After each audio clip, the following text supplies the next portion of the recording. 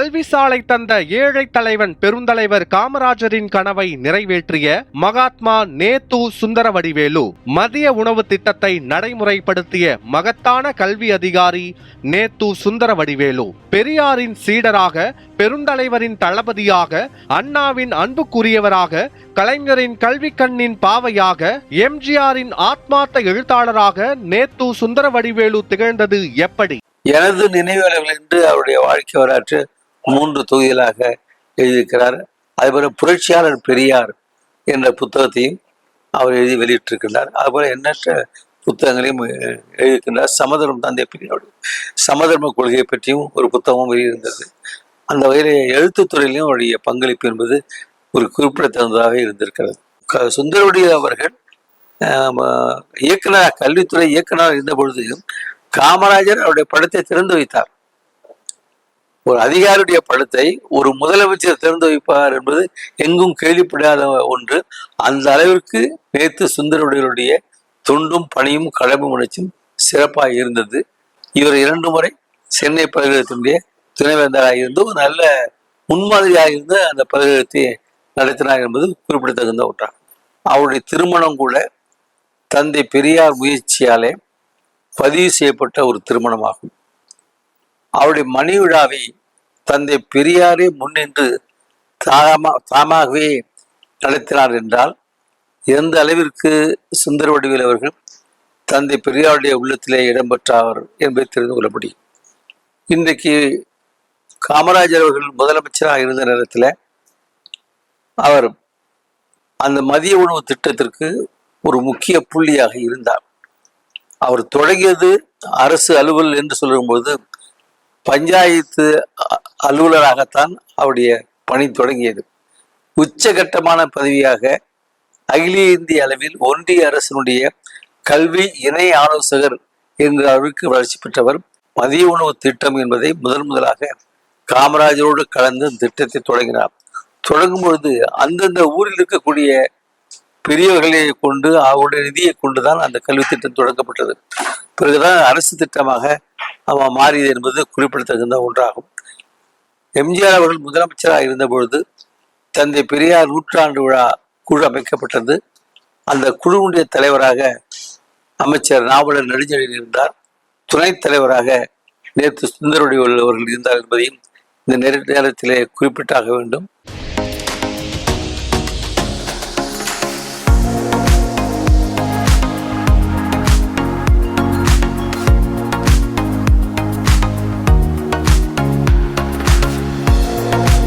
சேலம் அப்ப தர்மபுரியும் சேலத்தோடு இணைந்திருந்த காலகட்டம். அப்ப இவர் கல்வி அலுவலராக இருந்த போது அங்க ஒரு பயிற்சி பள்ளி இருக்கு. அந்த பயிற்சி பள்ளியில் 40 மாணவர்கள், ஆண்களுக்கான பயிற்சி பள்ளி, 40 மாணவர்களுக்கு தான் இடம் இருக்கும். அந்த 40 மாணவர்கள்ல ரொம்ப ஆண்டுகளாக ஆதி திராவிட மாணவர்களுக்கான இடங்கள் நிரப்பப்படாமே இருக்கு. அதாவது 100க்கு 10 பேர் ஆதி திராவிடர்கள் இருக்கணும் அப்படின்னு கணக்கு. அப்ப 40 பேர் அப்படின்றப்ப 4 பேர் வருடத்திற்கு அட்மிஷன் போட்டிருக்கணும். ஆனா இவர் அலுவலராக வருகிற போது அங்க இருக்கக்கூடிய சமத்துவம் என்ற அந்த பத்திரிகையினுடைய ஆசிரியர் சொல்றாரு, பல ஆண்டுகளாக இங்கே ஆதி திராவிடர் மாணவர்களுக்கு அட்மிஷனே கொடுக்கல, அவங்கள சேர்த்துக்கல, விண்ணப்ப படிவங்கள்லாம் அனுப்புனாங்க, இருந்த போதும் ஏதாவது ஒரு காரணம் காட்டி அவங்கள நிராகரிச்சிட்டாங்க அப்படின்னு. அப்ப இவர் என்ன பண்றாருன்னா அது என்னன்னு டீட்டெயிலா தேடுறப்ப 4 இடங்களுக்கு அவர்கள் யாரெல்லாம் 2 பேர் தான் அப்ளிகேஷனே வாங்கியிருக்காங்க. அப்ப 2 பேர் தான் 4 இடத்துக்கு 2 பேர் தான் அப்ளிகேஷனே வாங்குறாங்க. அந்த 2 பேரும் நிராகரிக்கப்படுகிறார்கள்னா இது சரியான போக்கு இல்லைன்னு சொல்லி இவரே என்ன பண்றாருன்னா எத்தனை ஆதி திராவிட மாணவர்கள் அந்த இடத்தில் படிக்கிறார்களோ, அதாவது 8வது தேர்ச்சி பெற்றிருக்கணும், அதுதான் அதனுடைய வரைமுறை, அதுதான் அவங்களுக்கான கிரைட்டீரியா. அப்ப அந்த 8வது வரை தேர்ச்சி பெற்றவர்களை இவங்க போய் கணக்குல எடுக்கிறாங்க. மொத்தம் 14 பேர் இருக்காங்க. அந்த 14 பேரையும் நீங்க கொடுங்க, 14 பேரையும் அப்ளிகேஷன் போட சொல்லுங்க, அவர்களை நாமல் சேர்த்து கொள்வோம்னு சொல்லிட்டு இவர் என்ன பண்றாருன்னா அப்ளிகேஷன் போட்ட 14 பேரையும் அவர்கள் சேர்த்து கொள்கிறார்கள். இத நம்ம சாதாரணமா பார்த்தா ஒரு ஆதி திராவிடர் குழந்தைகளுக்கு ஒரு மாணவர்கள் 14 பேருக்கு ஒரு அட்மிஷன் போட்டிருக்காரு, சேர்த்திருக்காரு அப்படின்ற கண்ணோட்டத்தோடு நம்ம பார்க்க முடியாது. அதை தாண்டி 14 பேரும் அதுவரை சேர்க்கப்படாமல் இருந்ததற்கு பின்னால் இருந்த ஜாதிய சிந்தனை, இந்த 14 பேரும் படிச்சிடக்கூடாதுன்னு இருந்த பார்ப்பனிய சிந்தனை, அது எல்லாத்தையுமே உடைத்து நான் அலுவலராக இருக்கின்ற போது எல்லா மக்களும் படிக்கணும் அப்படின்ற அவருடைய உணர்வை பார்க்கணும். காமராஜரும் அதாவது காங்கிரஸ் அப்படின்னு தான் எடுத்துக்க முடியும். திமுக இப்ப காங்கிரசும் திமுகவும் எதிர்நிலையில இருக்கு. காமராஜரை இவங்க எதிர்த்தாங்க, அவரை எதிர்த்துதான் ஆட்சி பொறுப்பேற்றாங்க அப்படின்னு நீங்க தமிழ்நாடு அரசியலை எப்படி பார்த்தாலும் சரி, தமிழ்நாட்டுக்குள் யார் முதலமைச்சராக வந்தாலும் அவர்கள் கல்விக்குதான் முக்கியத்துவம் கொடுக்கணும் அப்படின்ற இடத்துல இருந்து நம்ம பார்க்க முடியும். ஏன்னா காமராஜருடைய காலகட்டத்துல நீ இருந்த, அதனால உங்களை நாங்க திரும்ப எடுத்துக்க முடியாதுன்னு பேரறிஞர் அண்ணாவோ கலைஞரோ நினைக்கல. ஏன்னா நினைக்க முடியாது. அந்த சித்தாந்தத்தினுடைய அடிப்படைக்கு பெயர் தான் திராவிடமாக இருந்திருக்கு. அந்த திராவிடத்தின் மீது மிகப்பெரிய ஒரு நேசிப்பாளராக ஐயா நேதுசா அவர்கள் இருந்திருக்காங்க.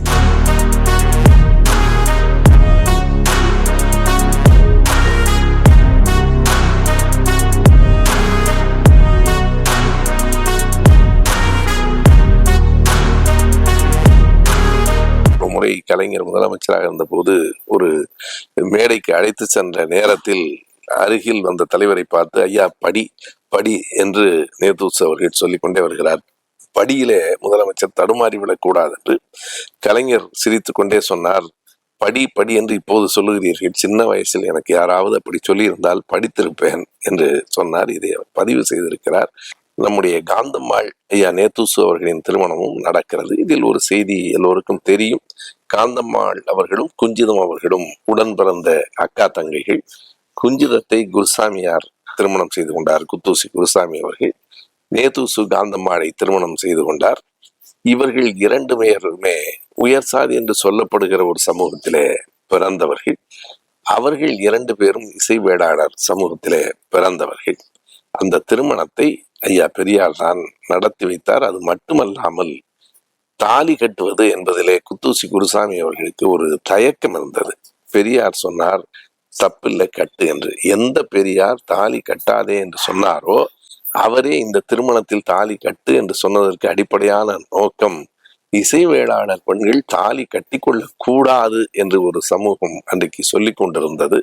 எனவே கட்டு என்ற இடத்தில் தேவையில்லை என்ற பெரியார், கட்டக்கூடாது என்ற போது கட்டுங்கள் என்றும் சொன்னார். எனவே குத்தூசி குருசாமி குஞ்சிதம் அம்மாள் திருமணமும் ஐயா நேதுசு காந்தம்மாள் திருமணமும் வெறும் திருமணங்கள் இல்லை, சமூக புரட்சிக்கான விதைகள் என்று சொல்ல வேண்டும். நேதுசு அவர்கள் கல்வித்துறை அதிகாரியாக இருந்தபோது பாலக்காட்டுக்கு அருகில் ஒரு சிற்றூருக்கு அந்த ஆய்வுக்காக சென்றிருந்தார். அப்போது பாலக்காடு தமிழ்நாட்டோடு சென்னை மாகாணம் மெட்ராஸ் ஸ்டேட் என்கிற நிலையில் இருந்தது. அங்கே போய் பார்க்கிற நேரத்தில் சில மாணவர்கள் மயக்கம் போட்டு விழுந்தார்கள் மதிய நேரத்துக்கு பிறகு. ஏன் இப்படி என்று கேட்டார். ஒன்றுமில்லை, ஏழை பிள்ளைகள் மதிய உணவு இல்லாமல் வருவார்கள், காலையிலே சாப்பிட்டு விட்டு வந்தது மயக்கம் போட்டு விட்டார்கள் என்று அதை சாதாரணமாக சொன்னார்கள். நேதுசு அவர்களால் அதை சாதாரணமாக எடுத்துக்கொள்ள முடியவில்லை. அடுத்த நாள் இந்து நாளேட்டில் இப்படி இருக்கிறது, அந்த பிள்ளைகள் மயங்கி விழுந்த போது என்னால் அதை பொறுத்து கொள்ள முடியவில்லை என்று எழுதினார். இதை காமராஜர் அவர்கள் முதலமைச்சராக இருந்த போது கேள்விப்பட்டு நேதுசு அவர்களை அழைத்து என்ன நடந்தது என்று முழு விவரங்களையும் கேட்டு, அப்போதுதான் அவர் 1955 இறுதியிலே மதிய உணவு திட்டம் என்பதை காமராஜர் முடிவு செய்தார். நீதி கட்சி ஆட்சியில் சென்னை மாநகராட்சிக்கு உட்பட்ட பகுதி வரையில் தியாகராயர் அவர்கள் மதிய உணவு திட்டத்தை தொடக்கி இருந்தார் என்பது நமக்கு தெரியும். 1000 விளக்கு பகுதியில தான் அது தொடங்கிற்று. காமராஜர் தமிழ்நாடு முழுவதும் அதை கொண்டு செல்ல வேண்டும் என்று கருதினார். நேதுசு தான் அதற்கான தூண்டுதல், அதற்கான காரணம். ஆனால் அதிகாரிகள் யாரும் அதனை ஏற்கவில்லை. இது ஒரு டெட் இன்வெஸ்ட்மெண்ட் என்று சொல்லிவிட்டார்கள், எந்த பயனும் தராது. காமராஜர் சொன்னார், ஒரு அரசு ஒவ்வொரு திட்டத்திலும் என்ன பயன் வருகிறது என்று பார்க்க கூடாது என்றார். யாரும் கேட்கவில்லை. பிறகு காமராஜர் அறிவித்த திட்டம், அரசு பணம் தரவில்லை என்றால் என்ன, மக்களே தாருங்கள். நீங்கள் அறுவடைக்கு பிறகு முதல் படியை உங்கள் சாமிக்கு அடப்பீர்கள் இல்லையா, 2வது படியை இந்த பிள்ளைகளுக்காக அடங்கள் என்று சொன்னார். அப்படித்தான் அந்த திட்டம் தொடங்கிற்று. பிறகு அடுத்த ஆண்டு 56க்கு பிறகு அதை அரசே ஏற்று நடத்தியது. எனவே இந்த மதிய உணவு திட்டம் என்பதற்கு பின்னாலும் கலைஞரினுடைய ஆட்சி காலத்திலே நடந்த சில செய்திகளை காமராஜரினுடைய கவனத்திற்கு கொண்டு சென்ற அந்த நிலையிலும் நேதுசு அவர்களினுடைய பணி மிக பெரியது, போற்றப்பட வேண்டியது.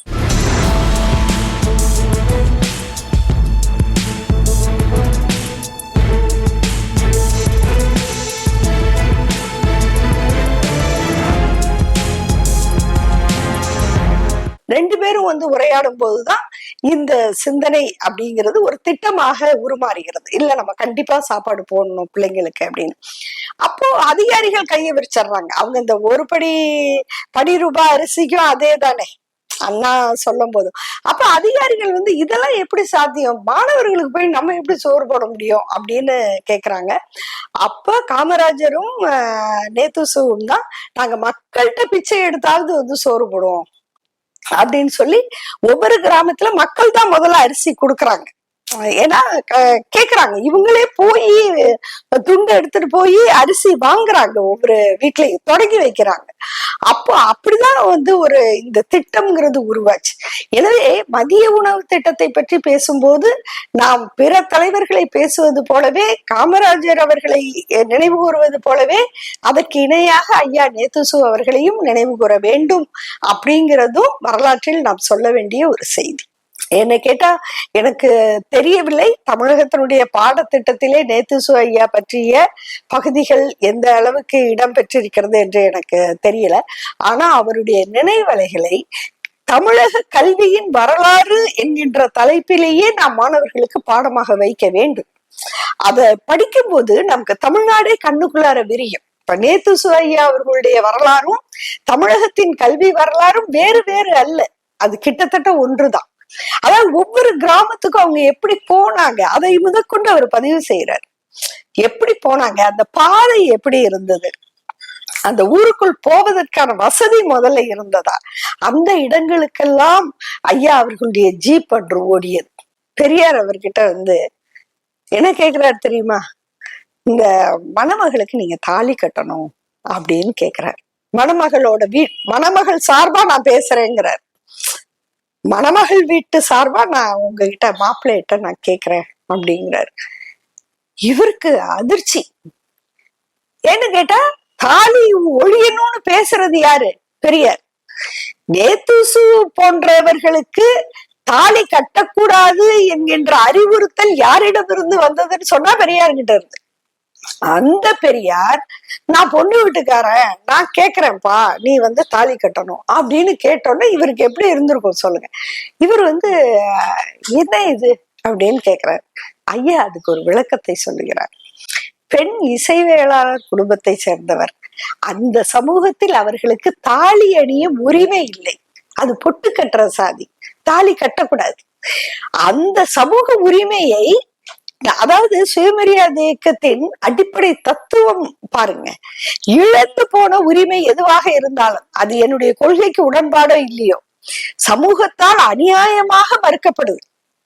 அப்ப அந்த உரிமையை தருவதுதானே நம்முடைய இயக்கத்தின் பணி, அதனால் நீங்க தாலி கட்டுங்க அப்படின்னு கேக்குறாரு. இவர் எப்படிப்பட்ட பெரியார் தொண்டர் பாருங்க, பெரியார் அப்படி சொல்லிட்டாரு. ஆனா இவர் சொல்றாரு, நீங்க அப்படியே நீங்க சொன்ன காரணம் வந்து ஒரு வலிமையான காரணமா இருந்தா கூட நான் அடிமை சின்னமான தாலியை காந்தம்மாவுக்கு கட்ட மாட்டேன் அப்படின்னு பெரியாரை விஞ்சிய பெரியாரின் தொண்டர்.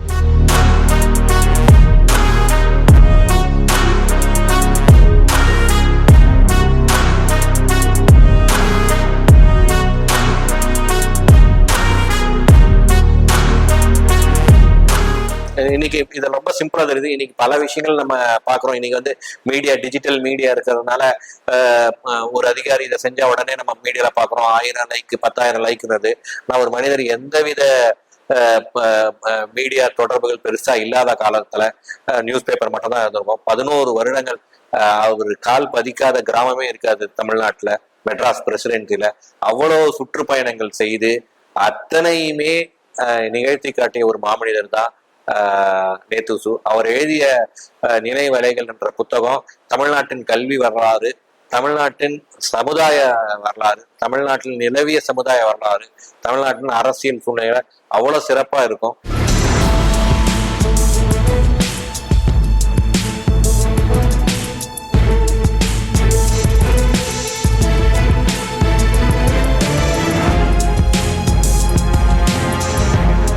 அவருக்கு பர்சனலா பல லாஸுங்க. அவருடைய ஒரே மகன் வள்ளுவன், அவரு ரொம்ப பாசத்தோடு வளர்த்த ஒரே மகன் வள்ளுவன் 11 வயதுல அவர் இறந்துறாரு. அதாவது 1959 அவர் இறந்துட்டார். 49 இறந்துட்டார். இருந்தும் அவருடைய பணி எங்கேயுமே அது வந்து தோய்வாகல. அதுக்கப்புறமும் அவர் பணியை அதே தொய்வு இல்லாம நடத்திக்கிட்டு இருந்தாரு. அவங்க வீட்டுல அவங்க மனைவி மிக துயரத்துல இருந்தாங்க. அதையும் மீறி தன்னுடைய கல்வி பணி மக்களுக்கு போய் சேர வேண்டும் என்றதுக்காக அவர் அதை தொய்வில்லாமல் கடைசி வரைக்கும் பண்ணிட்டு இருந்தார். பல சிக்கல்கள், பல பேருடைய எதிர்ப்பு, அது சாதிய கட்டமைப்பா இருக்கலாம், அது அவர் நேர்மையா இருந்து யார்கிட்டையும் எனக்கு தெரிஞ்சு அவர் போய் உதவி வேணும்னு கேட்டதில்ல. அந்த மாதிரி ஒரு சூழ்நிலை பின்னணியில வந்தவர். இதையெல்லாம் தாங்கி கொண்டும் அவர் தன்னுடைய கடைசி மூச்சு இருக்கிற வரைக்கும் தன்னால் முடிந்ததை இந்த சமுதாயத்துக்கு செய்து கொண்டுதான் இருந்தார்.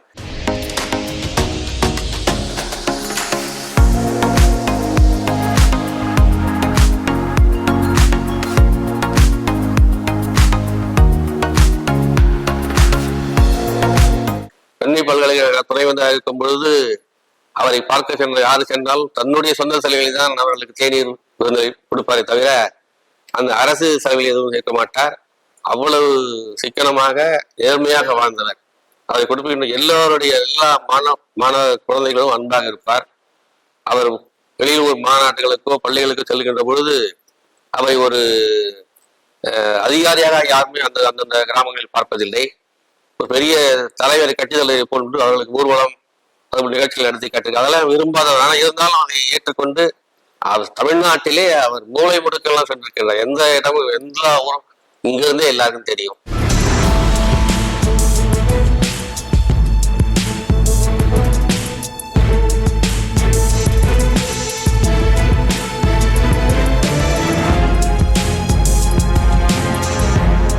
அதுவும் பெரியார் என்றால் அவருக்கு மிகுந்த பிடித்த தலைவர்.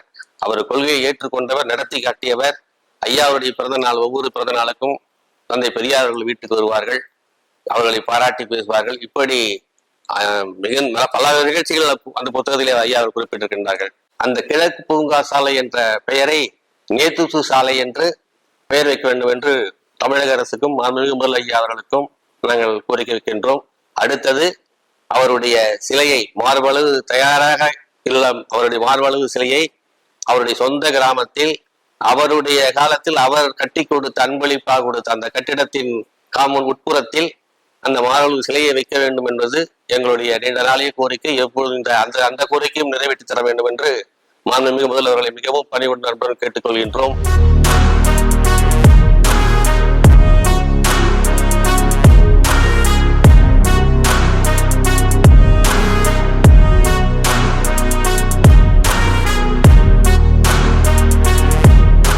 நேசாத்து உயர்நிலை பள்ளி. ஸோ இந்த பள்ளியோடைய பிரசித்தம் என்னன்னு பார்த்தீங்கன்னா, இந்த கிராமத்துக்கு நேடுபாக்கம் கிராமத்துக்கு தாத்தாவுடைய அப்பா நேசா துரைசுவாமி, அதனால அந்த பள்ளியுடைய பேரே வந்து நேசாத்து.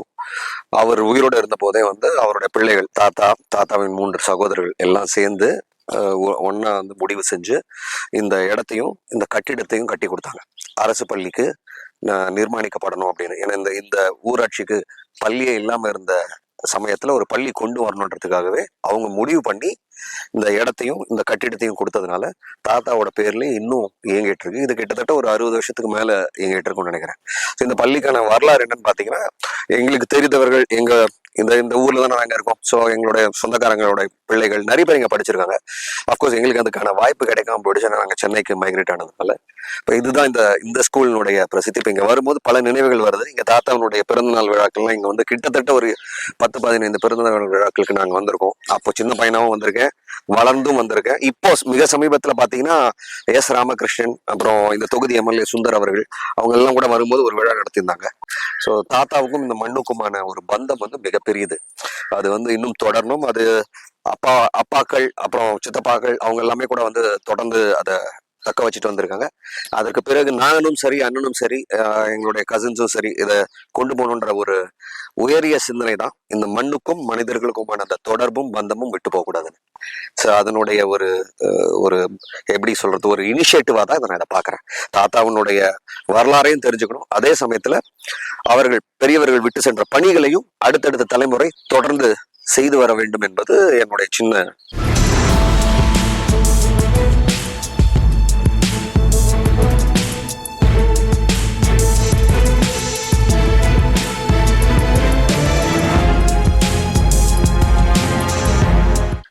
மாணவர்கள் சிரமப்படும் இந்த பகுதியில் 1959ஆம் ஆண்டு இப்பள்ளி ஆரம்பிக்கப்பட்டது. நேத்து சுந்தரவடிவேலார் காமராஜர் பீரியட்ல கல்வி இயக்குனராக இருந்த நேத்து சுந்தரவடிவேலார் அவர்களால் இப்பள்ளி ஆரம்பிக்கப்பட்டது. அதற்கு முன்முனைவு செய்து இந்த பள்ளியில் ஆரம்பிப்பதில் பெரும் சிரமம் எடுத்து இப்பகுதி மாணவர்கள் கல்வியில் மேம்பட வேண்டும் என்பதற்காக அரும்பாடுபட்டு இந்த பள்ளியை இந்த பகுதி மக்கள் மேன்மை அடையணும் என்பதற்காகவே இந்த பள்ளி ஆரம்பிக்கப்பட்டது. அவரால் ஆரம்பிக்கப்பட்டது. அவர் ஆரம்பிக்கப்பட்ட இந்த பள்ளி இதுவரை சிறப்பாகவும் இங்கு படித்த மாணவர்கள் வெளிநாடுகளுக்கு சென்று பணிபுரியும் அளவிலும் மேன்மேலும் இந்த பகுதி மக்கள் நலமடையவும் இப்பள்ளி என்பது இந்த பகுதி மக்களுக்கு நலம் வாய்ந்ததாகவே இருக்கிறது. இந்த கல்வி நிறுவனம் வருவது என்பதே ஒரு சிரமமாக இருந்த அந்த காலகட்டத்தில் இப்பகுதியில் இந்த பள்ளியை வரவைப்பதற்காக நேத்து சுந்தரவடிவேலார் அவர்கள் பாடுபட்டது என்பது பெரும் மகிழ்வான விஷயம். அதற்கு அவர் குடும்பத்தாருக்கும் இந்த நேரத்தில் நன்றியை தெரிவித்துக் கொள்ள வேண்டும். இன்றளவிலும் அவருடைய குடும்பத்தார்கள், அவருடைய இளவல்கள் இன்றளவிலும் இந்த பள்ளிக்காக பள்ளியினுடைய வளர்ச்சிக்காக பாடுபட்டு கொண்டிருக்கிறார்கள் என்பதை இந்த நேரத்தில் தெரிவித்துக் கொண்டு, இம்மாணவர்களுக்கு ஒவ்வொரு நாளும் ஒவ்வொரு வளர்ச்சியிலும் தன்னுடைய பங்கையும் பதிப்பையும் மென்மேலும் செலுத்தி கொண்டிருப்பது பெரும் மகிழ்வாக இருக்கிறது. தாத்தாவினுடைய சிலை தயார் நிலையில் உள்ளது. நம்முடைய தமிழக அரசு கடந்த 4 வருடங்களில் பல்வேறு துறைகளில் பன்முக சாதனை செய்த சாதனையாளர்களுக்கு ஏதோ ஒரு வகையில் அவர்களை அடையாளப்படுத்தியும் கௌரவப்படுத்தியும் உள்ளது. அவர்கள் பேரில் நினைவுச்சாலையோ அல்லது அவர்களுடைய சிலையோ அல்லது நினைவு மண்டபமோ ஏதோ ஒரு வகையில் இந்த அரசு அவர்களை கௌரவப்படுத்தியுள்ளது. அதே வகையில் தாத்தாவுடைய சிலையை உயர்நிலைப் பள்ளியில் இருக்கும் பீடத்தில் அமைக்க அரசின் கனிவான பார்வைக்கு கொண்டு சென்று தமிழக அரசு இதற்கு ஆவண செய்ய வேண்டும் என்று இந்த பேட்டியின் மூலம் நாம் தமிழக முதல்வர் தளபதி ஸ்டாலின் ஐயா அவர்களை இருகரம் கூப்பி வேண்டி கேட்டுக்கொள்கிறேன்.